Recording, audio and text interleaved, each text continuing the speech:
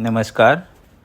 आज हम बात करेंगे गीता के 11वें अध्याय के श्लोक क्रमांक 43 एवं 44 के बारे में। पितासि लोकस्य चराचरस्य त्वमस्य पूज्यश्च गुरुर्गरीयान् न त्वत्समोऽस्त्यभ्यधिकः कुतोऽन्यो लोकत्रयेऽप्यप्रतिम प्रभाव। आप इस चर तथा अचर संपूर्ण दृश्य जगत के जनक हैं। आप परम पूज्य महान आध्यात्मिक गुरु हैं। न तो कोई आपके तुल्य है, न ही कोई आपके समान हो सकता है। हे अतुल शक्ति वाले प्रभु, भला तीनों लोकों में आपसे बढ़कर कोई कैसे हो सकता है।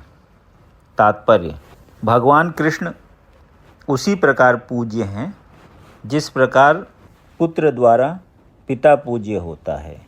वे गुरु हैं क्योंकि सर्वप्रथम उन्हीं ने ब्रह्मा को वेदों का उपदेश दिया और इस समय वे अर्जुन को भी भगवत गीता का उपदेश दे रहे हैं।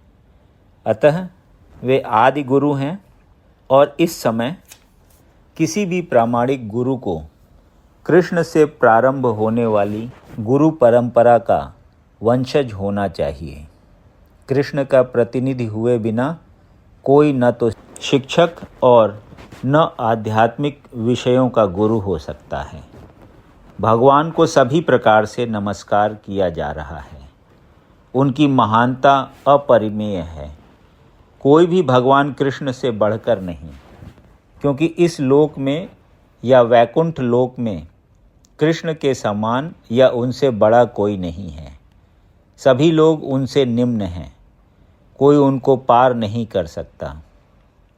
श्वेताश्वतर उपनिषद में 6.8 में कहा गया है कि न तस्य कार्यम कारणम च विद्यते न तत्समश्चाभ्यधिकश्च दृश्यते।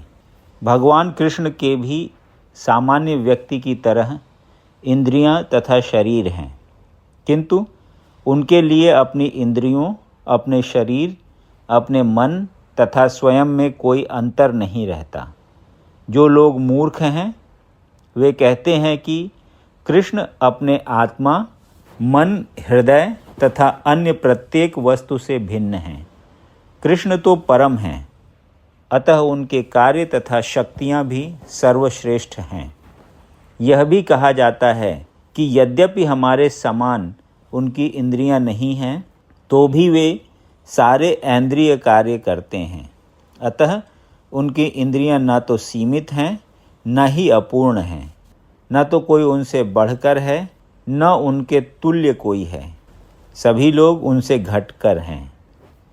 परम पुरुष का ज्ञान, शक्ति तथा कर्म सभी कुछ दिव्य है। भगवत गीता में 4.9 में कहा गया है, जन्म कर्म च में दिव्यमेवं यो वेत्ति तत्वतः त्यक्त्वा देहं पुनर्जन्म नयति मामेति सो अर्जुन। जो कोई कृष्ण के दिव्य शरीर, कर्म तथा पूर्णता को जान लेता है, वह इस शरीर को छोड़ने के बाद उनके धाम को जाता है और फिर इस दुखमय संसार में वापस नहीं आता। अतः मनुष्य को जान लेना चाहिए कि कृष्ण के कार्य अन्यों से भिन्न होते हैं। सर्वश्रेष्ठ मार्ग तो यह है कि कृष्ण के नियमों का पालन किया जाए। इससे मनुष्य सिद्ध बनेगा। यह भी कहा गया है कि कोई ऐसा नहीं जो कृष्ण का गुरु बन सके। सभी तो उनके दास हैं। चैतन्य चरितामृत आदि 5.142 से इसकी पुष्टि होती है। एकले ईश्वर कृष्ण आर सब भृत्य। केवल कृष्ण ईश्वर हैं, शेष सभी उनके दास हैं। प्रत्येक व्यक्ति उनके आदेश का पालन करता है। कोई ऐसा नहीं जो उनके आदेश का उल्लंघन कर सके। प्रत्येक व्यक्ति उनकी अध्यक्षता में होने के कारण उनके निर्देश के अनुसार कार्य करता है, जैसा कि ब्रह्म संहिता में कहा गया है कि वे समस्त कारणों के कारण हैं। तस्मात् प्रणम्य प्रणिधाय कायम प्रसादये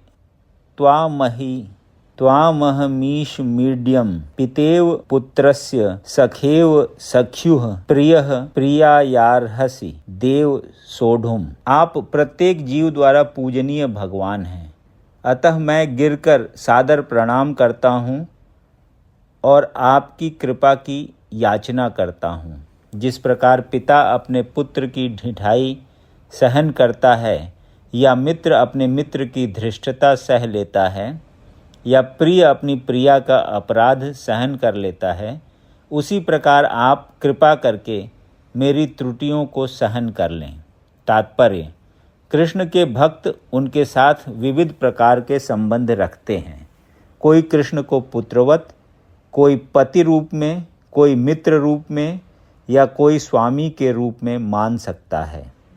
कृष्ण और अर्जुन का संबंध मित्रता का है। जिस प्रकार पिता, पति या स्वामी सब अपराध सहन कर लेते हैं, उसी प्रकार कृष्ण सहन करते हैं। यदि आपको ये वीडियो पसंद आया तो इसे लाइक करें और ऐसे ही अन्य वीडियोज़ को सुनने के लिए इस चैनल को सब्सक्राइब करें। धन्यवाद।